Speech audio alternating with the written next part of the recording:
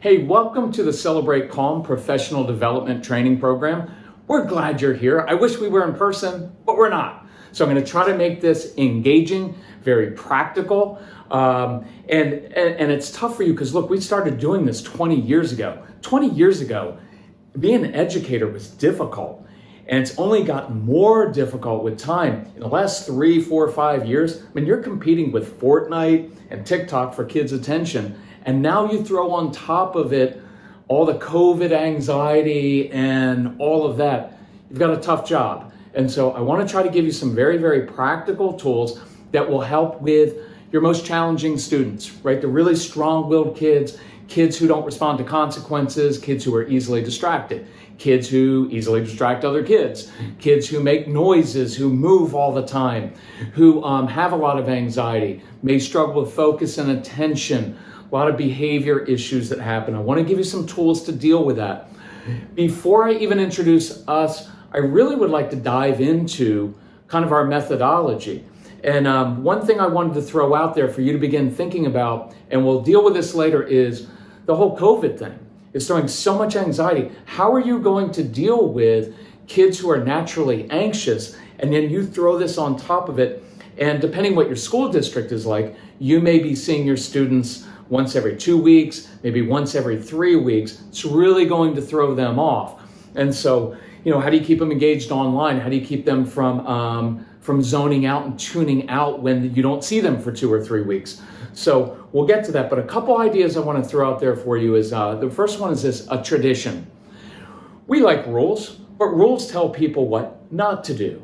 Traditions, though, are grounding.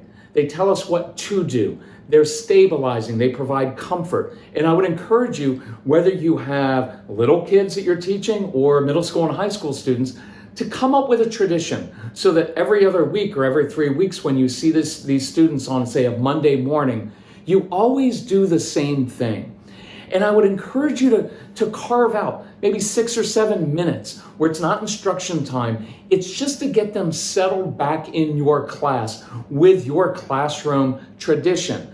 Little kids love thinking that their teachers are real people. Remember when you were a little kid and you saw your teacher in the grocery store and you were like, look, Mrs. Henderson, she shops too.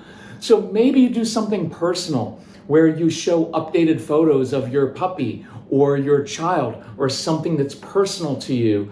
And maybe they bring in pictures. Little kids bring in pictures of something that's important to them. And older kids or little kids treasure hunt. Maybe you hide something in their desks. So when they come back, they have something to look forward to, and it's grounding. Simon Says game at the beginning of some kind of game to just get them back in the mode of being in your classroom. Here are my rules. Here's the way we roll. For older kids, you may give them 7 minutes to just talk and you listen and share how difficult it is or what they're struggling with. So at least they feel heard, because middle school and high school kids aren't used to being heard, right? So that's why they do all kinds of stuff on social media. But I encourage you to think about that. And I'd also encourage you with this. There's this Pareto distribution which says usually 20% of humans produce 80% of any one thing. So 20% of the kids in your class are probably going to absorb 80% of your energy. So you're going to have, say in a class of 25 kids, maybe 20 of the kids are conscientious, if you're lucky. You don't really need to worry about those kids because they're going to go home, and while they're doing online learning at home, they're going to follow up and they're going to stay on track. But the other 5 kids, or maybe 8 or 10, but let's call it 5 kids, they're going to struggle. And if they start falling behind, they will zone out, tune out, and it's really hard to catch them up. So I would put a lot of your energy into those kids who struggle, to give them, break assignments down into smaller pieces, check up on them more often, be personal with them, ask them about things that are interesting to them because it will keep them engaged. These are kids, we're talking about kids who shut down very easily. They often have a negative mindset because people treat them sometimes in a very negative way. And I don't want you to lose them, because that will cause all kinds of problems. But if you can break things down and get them to do even a small part of assignment and give them some affirmation for it, it will really help. But let's do this before I get into all of our background and a lot of the brain science. I want to show you some examples, 6 or 7 examples of our methodology. And here's where it's different. Traditionally, what we do as parents and teachers, as adults, is we kind of wait for a child to misbehave and we react to it. We tend to give consequences. Well, the hard part for these kids is they don't care about consequences. And consequences typically don't work that well anyway, right? Because that's based on an assumption that all behavior is rational and that these kids have some kind of impulse control and they're going to think it through. If rational consequences worked, our jails wouldn't be filled, right? And we wouldn't continually make bad choices because most of us make bad choices based on our emotions. So I was going to make a joke I usually do in person, which is most of you married the wrong person because you were young and emotional and you thought you were in love and everybody told you about the warning signals and you ignored it. And now you're 5, 6, 7, 14 years into marriage and you know that they were right? You didn't make a rational decision. Some of you married someone because you thought you could fix that person. That didn't work out, did it? So rather than go down consequences, because once we go to consequences, then kids don't take responsibility, they make up excuses and they lie. What if I know that a student struggles in a certain area, and rather than kind of waiting for him to fail, I proactively give him tools to succeed so that I actively create successes and then I give my energy to affirming those successes? That tends to change behavior much more quickly. So 6 or 7 ways we can use this. Here's an easy one. How many of you have students who struggle with focus and attention? That would be all of us, right? And so this is a sensory strip. It's awesome because it costs about 12 cents to make. And you get parents of the kids and kids to make these for you. Double-sided tape. On this side are some little textury strips. You get from arts and crafts store, you get things just from around your house. Here's why we use this. Science and research that say when kids play with textured objects, it improves concentration. It helps the neurotransmitters in the brain connect with each other to do that. And you've seen kids in your class who are always playing with their hands. And our immediate response is, hey, hands to yourself, stop fidgeting. Well, it's that very fidgeting that's keeping their brain awake. And so big principle we use is this. Whenever you tell a child to stop doing something inappropriate, we say yes to something appropriate. So double-sided tape. Imagine the child's desk at school. We take this, tape it right underneath the child's desk. Now, he can just play with it all class period long. It's taped down, so he can't whack his classmate in the face. He can't throw it. It doesn't change the entire school day, but a few times when that child was zoning out or wanted to play with his classmate's face or hair, he had something appropriate to fidget with. Doesn't make any noise. It's a really cool tool. Now, great for younger kids. If you have middle school, high school kids, you can't give them a sensory strip, they'll get beat up for that. But the parents can put things inside their hoodie sweatshirt. I've had parents sew inside sandpaper, right? Different kind of textury strips. Sometimes they'll be on their shoes, on a book. If you notice the kids who wear hoodie sweatshirts, they're often chewing on the tassel. That is for anxiety relief, chewing is, and also it's stimulating the brain. So it's an idea. The head of a toothbrush, clean one. For those of you who are OCD like me, the head of a clean toothbrush in the pocket. Do you know what interesting it is to feel those little brushes? It keeps your brain awake. When I do in-person professional development training, the most fidgety audience I ever speak to are teachers, because you're used to moving and being up in front, and sitting listening to someone drone on is really tough. And so you're doodling, playing with your pen, you're eating, bouncing your legs, doing all kinds of things. This is an appropriate fidget. It's a tool. By the way, sometimes the kids who like to tap pencils and do things like that on a desk, well, you can't do that because that's distracting. But sometimes we'll put a sponge on the desk and the child can tap the sponge. He gets the rhythmic movement of tapping, which is really good for learning, without the noise. Second one, let's do this example. It's one of my favorite ones, called the water bottle example. So let's say you have a student who has a really hard time sitting for 45 minutes or 50 minutes or an hour or longer. That child most likely, when he gets bored in class and needs to move, is going to get up, start walking around the class and distracting people. And your initial go-to as a teacher, as a parent, is always, hey, Jacob, hey, 1, 2, 3, eyes on me, look. And we tend to get on them like, you need to sit down, why can't you sit, why don't you have any impulse control? And once you start going negative, it never really stops. And these kids are very, very sensitive to negativity. They will shut down. So here's a tool that we can use with those kids. So let's say I pull that child aside at recess when he's not around his friends, and I say, listen, Jacob, I could really use your help. How many of you have found that the difficult, challenging kids often like to be helpful? They like to do adult things, and they like to feel like they have something to give. So those are magical words. Hey, I could really use your help. Listen, when I'm teaching in class, my mouth gets really dry, and I know you need to move. I'm honest with kids. I don't have to label them. Well, it's clear that you have ADHD. I don't have to say that.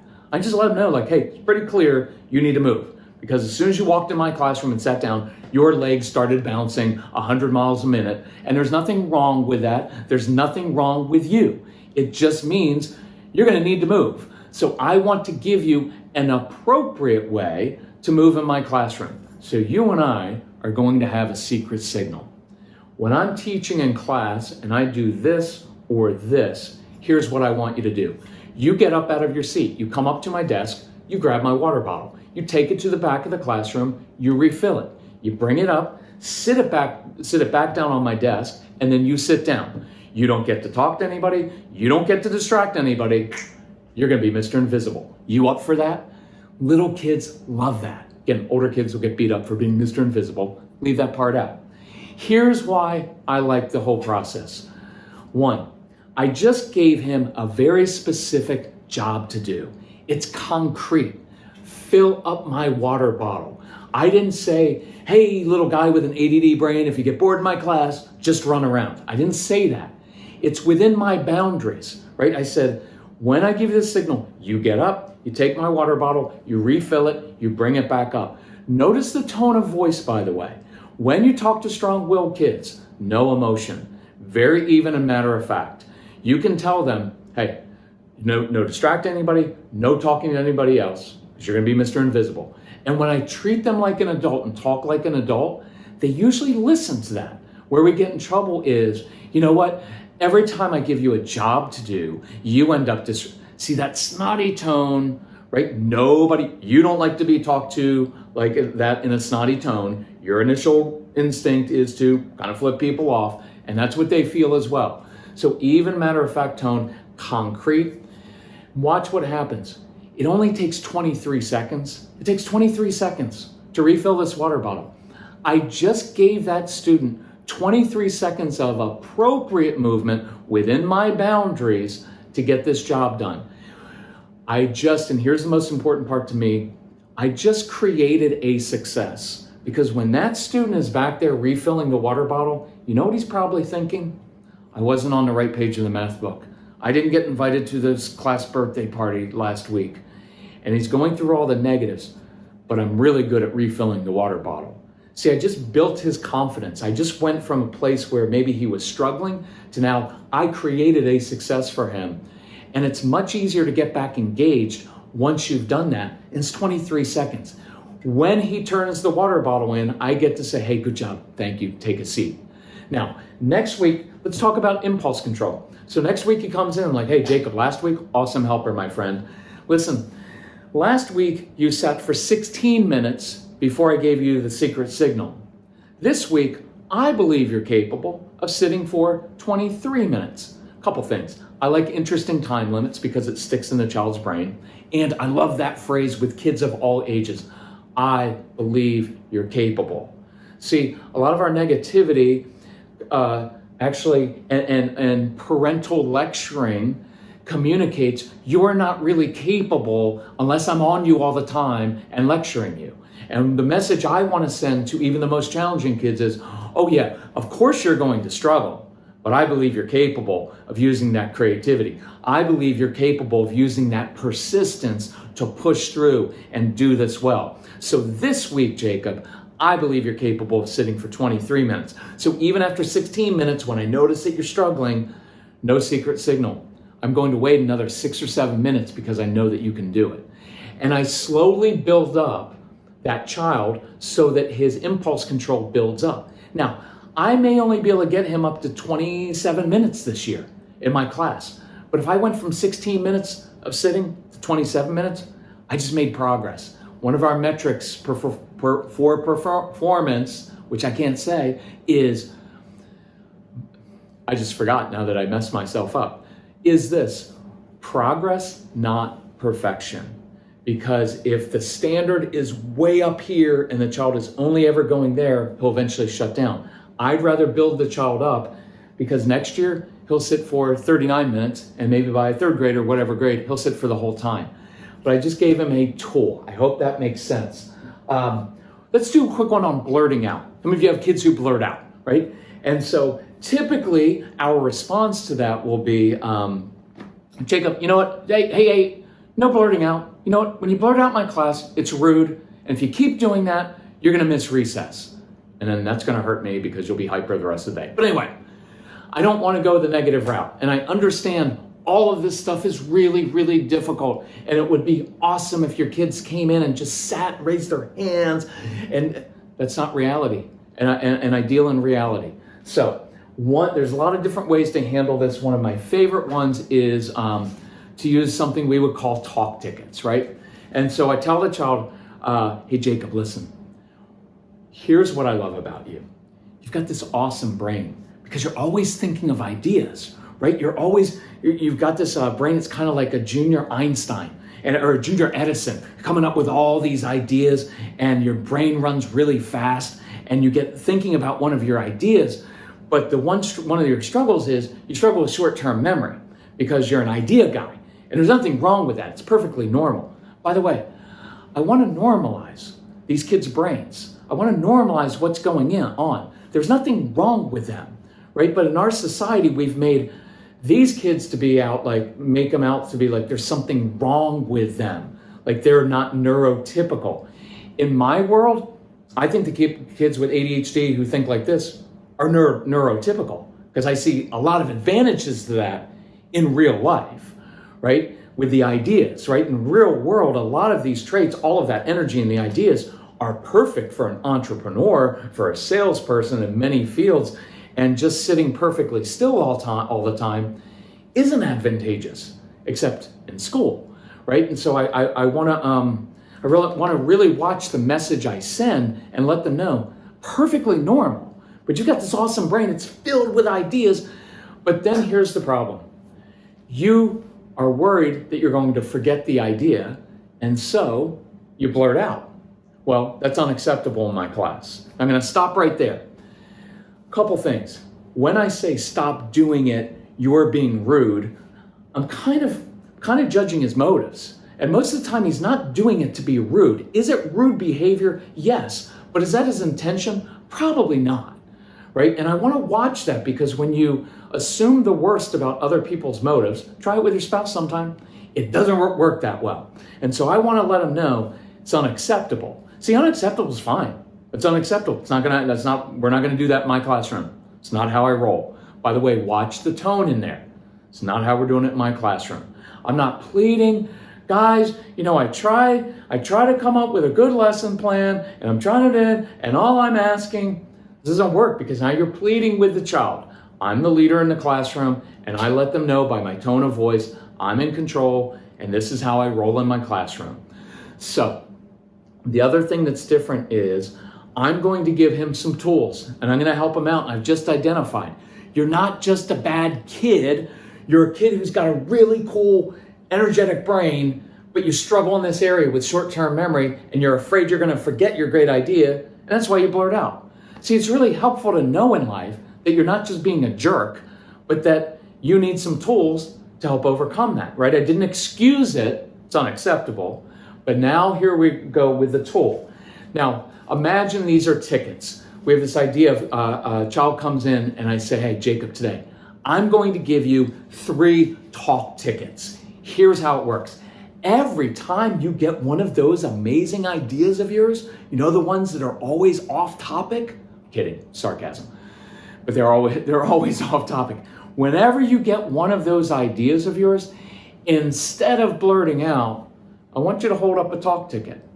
I will either say, go ahead, share your amazing off-topic idea, or I'm going to say, zip it, because I believe you're capable of holding till after class. I've had teachers give their kids a little notepad and they write down their ideas so they can wait until that class ends. But I'm giving him a tool, and I'm giving you 3 of those. So I'm teaching in class, and later that afternoon, the kid starts saying, Mr. Martin, new Star Wars video games coming in front. And then he holds up his talk ticket. And you know, for these kids, that was an amazing act of self-control. And watch where the energy of the adult goes. Now I get to pull him aside and say, Jacob, you know what was really cool back in math class? You wanted to blurt out. You started to blurt out. You know what happened? You caught yourself. You held up the talk ticket. That's called self-control, my friend. Fist bump. That's how we do it in my classroom. That intense positivity and affirmation of the good choices is exhausting for you, but it is a lot less exhausting than constant correcting and sending him away and everything in him shutting down. I just encourage you with that. It's an idea, right, that you can use for that. For older kids, some other tools, and we'll get into this later, but I just want to run off a few. Many of your older kids struggle with the writing process because getting thoughts from head to paper is really difficult. So if you have middle school, high school kids, I'll give you an idea. I'm going to expand it later, but this is the initial idea, is all I really want for them. And some of this is based on research and some is my own experience. I've written 4 books now. They're not very good, but I'm a decent writer, but I'm not John Steinbeck. But the hardest part for me is getting all these ideas floating in my brain down onto paper and organized. And the hardest part is getting it on paper. So I'll give you an idea with these kids. Have a contest even. Say, here's what I want.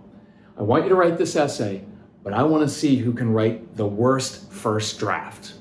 Who can do the worst first draft in the class?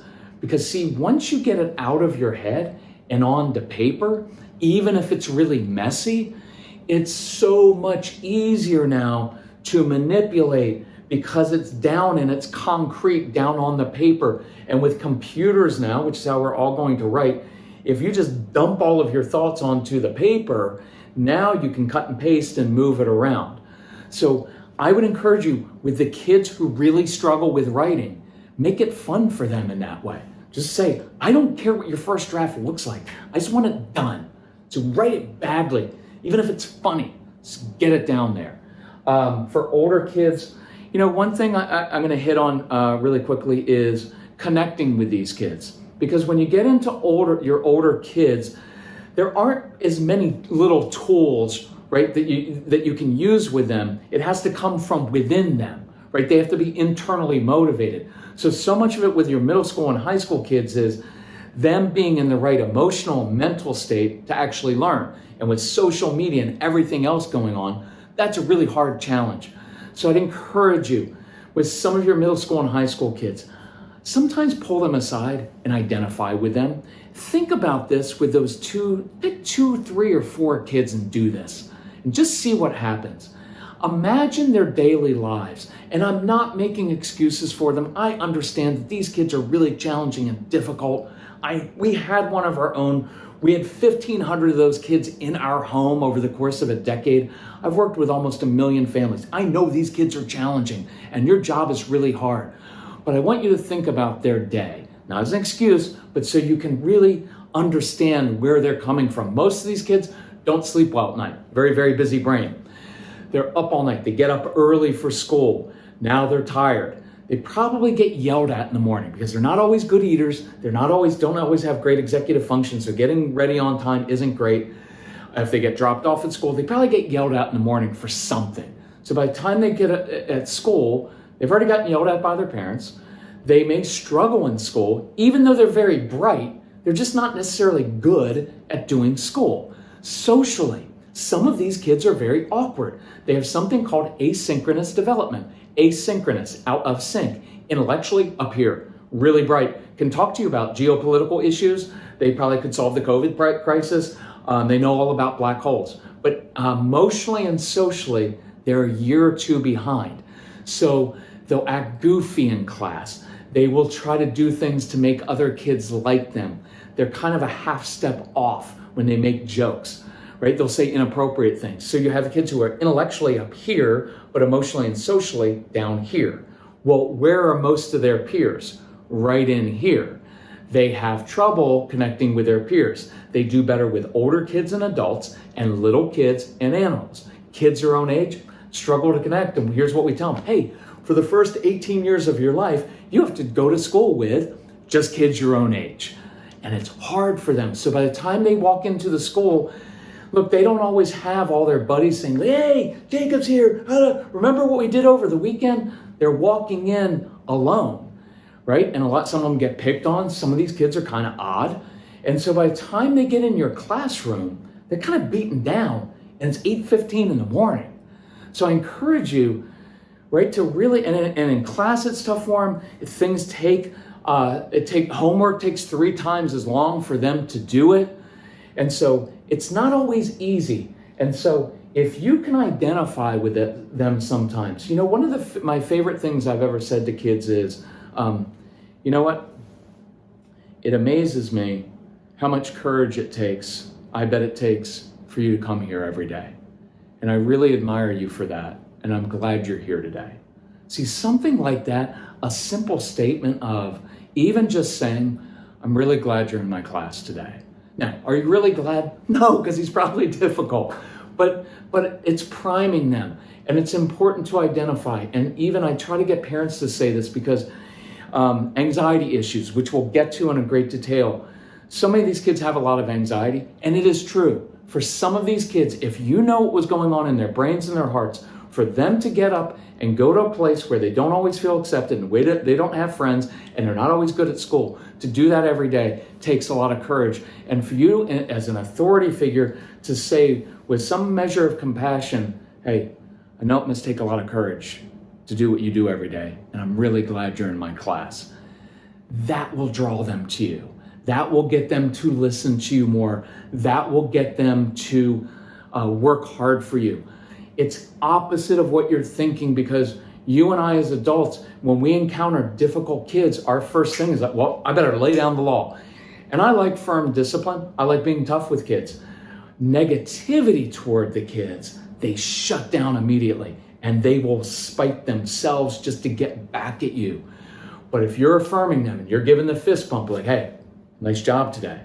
Even if it's progress, not perfection, they want to please people. They don't always know how. And if you will give them some of that positivity, they will work extra hard for you. I promise they will.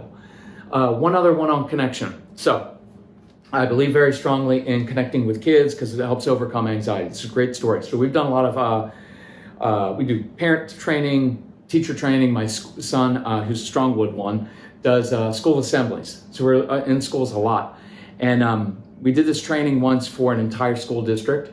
And we came back, did a follow-up. And this school bus driver who had been at the training came up to me and he said, listen, I've got the cool story for you. So his school bus driver, he was an older guy, kind of cool, hippie, had a long ponytail. And he had this kid who got on his bus every day, typical kind of teenage boy, right? Wears the hoodie sweatshirt, not really motivated, doesn't want to do his schoolwork, has a bad attitude. And that kid was kind of always causing problems on the school bus. And so they were going at it. Well, one day the kid walks onto the school bus and he's got a Led Zeppelin shirt. And the bus driver looks at him, he's like, dude, you into Zeppelin? And the kid's like, mm-hmm. He goes, dude, one of the best days of my life. Madison Square Garden, 1972, dropped some acid, saw Zeppelin, awesome. I'm kidding. He did drop acid, but he didn't tell the kid that. It's just funny. So he's like, dude, I saw him in 1972. It's one of the greatest nights of my life. And so they started a bond over that. Now, most of you are probably annoyingly young, like my son. And so you don't remember there was this show called Name That Tune, where they would play a few bars of a tune and then you had to guess what the song was. So the school bus driver and this kid every day started playing this game where they would download like bootleg versions of old Zeppelin songs. And when the kid would get on the bus, one of them would play the song on his iPhone and the other had to guess what it was. You know what happened to that kid? I can't guarantee that his grades improved all the time. But you know what happened? He never missed a day of school the rest of the school year. And he was engaged. You know why? Because some old hippie dude took an interest in him personally. It is a very powerful thing to do that. So I encourage you with that. Do that. Let me do one more example because I like this example. It is, say you've got a kid, a child, a student. By the way, I know this is kind of weird and I keep glancing away. It's kind of odd, and you'll notice this with your students. Many of your students do not look you in the eye, and they think better when they're looking away from you. And that's where dads always struggle, like, look me in the eye, because you're not respecting me.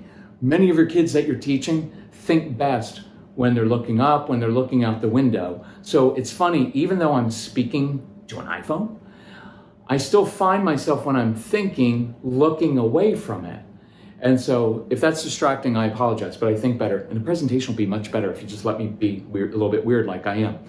So I got a kid, and in the middle of math class, he's like reading a book.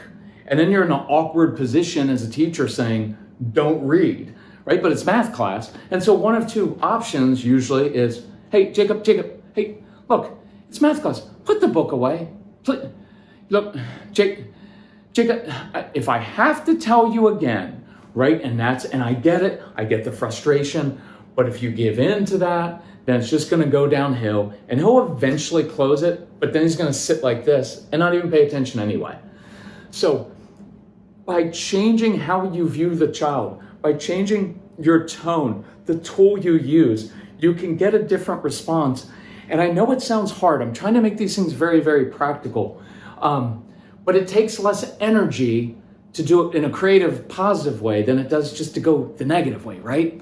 And so, but what if I look at that child and say, Jacob, look, really cool. I love that you read. It's math class, so you need to put the book away. But after recess, I'm going to give you 2 full minutes to share with the rest of the class what you're reading about, because I wish that everyone else was as curious as you. See, it didn't really take that much longer to do that. I didn't give in. I didn't allow him to keep reading the book, right? I said, hey, it's math class. You're going to put the book away. See, I like instructions to be short and sweet and very direct. Where we get into trouble as parents, especially, but as teachers too, with strong-willed kids is explaining too much, using too many words. It drives them crazy and it incites things. Even matter of fact, short, sweet, you're going to put the book away. And notice the energy. When I discipline, when I say no, there's no energy to it.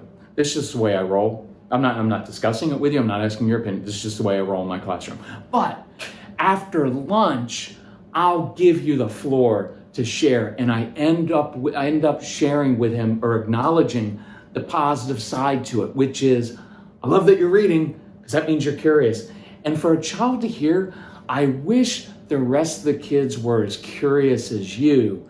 Do you know how good that feels for a kid who doesn't always get the best grades, who doesn't turn in his assignments on time, who feels kind of like the bad, stupid kid?